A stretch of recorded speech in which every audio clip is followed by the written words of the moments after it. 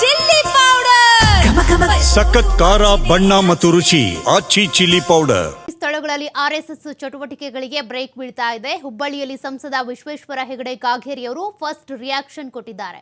RSS ಚಟುವಟಿಕೆಗಳಿಗೆ ಕೇಂದ್ರ ಅನುಮತಿ ನೀಡಿದೆ. ದೇಶದ ಎಲ್ಲಾ ಕಡೆ ಚಟುವಟಿಕೆಗಳಿಗೆ ಅವಕಾಶ ನೀಡಿದೆ. ಆದರೆ ಕೇಂದ್ರಕ್ಕೆ ರಾಜ್ಯ ನಿಯಂತ್ರಿಸೋದಕ್ಕೆ ಮುಂದಾಗಿದೆ. ಅಲ್ಪಸಂಖ್ಯಾತರ ಓಲೈಕೆಗಾಗಿ ಕಾಂಗ್ರೆಸ್ ಇದನ್ನ ಮಾಡ್ತಾ ಇದೆ. ಆದ್ರೆ ಇದರಿಂದ ಕಾಂಗ್ರೆಸ್ಗೆ ಯಾವುದೇ ಲಾಭ ತರೋದಿಲ್ಲ.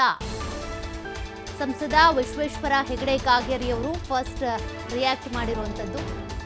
ಈಗಾಗಲೇ ಆರ್ಎಸ್ಎಸ್ ಚಟುವಟಿಕೆಗಳನ್ನ ನಿಯಂತ್ರಿಸೋದಕ್ಕೆ ಅಂತ ತಂದಿರುವಂತ ಕಾನೂನಿನ ಬಗ್ಗೆ ನೌಕರರು ಭಾಗವಹಿಸಬಹುದು ಅನ್ನುವಂಥ ಆದೇಶವನ್ನು ಕೊಟ್ಟಿದೆ, ಆದೇಶವನ್ನು ಹೊರಡಿಸಿದೆ.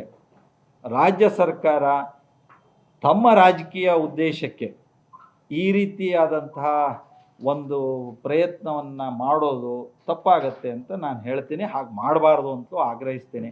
ಒಟ್ಟಾರೆ ಈ RSSನ ವಿವಾದವನ್ನು ಸೃಷ್ಟಿ ಮಾಡೋದಕ್ಕೆ ಕಾಂಗ್ರೆಸ್ದವರು ಬಹಳ ಮುಖ್ಯ ಕಾರಣ ಅಂದರೆ ಇಡೀ ದೇಶದಲ್ಲಿ ಮತ್ತು ನಮ್ಮ ರಾಜ್ಯದಲ್ಲಿ ಅಲ್ಪಸಂಖ್ಯಾತರ ಓಲೈಕೆ ಮಿತಿ ಮೀರಿದೆ. ಅದಕ್ಕೆ ಇನ್ನೊಂದು ಹೆಜ್ಜೆ, ಅಲ್ಪಸಂಖ್ಯಾತರ ಮತ ಬ್ಯಾಂಕನ್ನು ಭದ್ರಪಡಿಸ್ಕೊಳ್ಳೋದಕ್ಕೆ ಅವರು RSSನ್ನು ಗುರಿಯನ್ನಾಗಿಟ್ಕೊಂಡು ಮಾತನಾಡ್ತಾ ಇರೋದನ್ನು ನಾವು ಕಾಣ್ತಾ ಇದ್ದೇವೆ.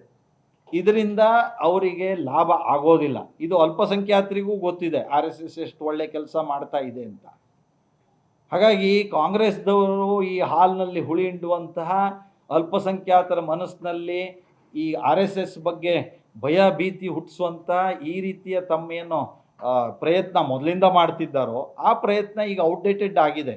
ಇವತ್ತು ಜನಕ್ಕೆ ತಂತ್ರಜ್ಞಾನದ ಬಳಕೆ ಕಾರಣದಿಂದ ಮಾಹಿತಿಗಳು ಲಭ್ಯ ಆಗುತ್ತೆ, ಫಸ್ಟ್ ಹ್ಯಾಂಡ್ ಇನ್ಫಾರ್ಮೇಷನ್ಗಳಿರುತ್ತೆ, ಎಲ್ಲರೂ ಎಲ್ಲ ಕಡೆ ಎಲ್ಲ ಚಟುವಟಿಕೆಯನ್ನು ನೋಡ್ತಿರ್ತಾರೆ.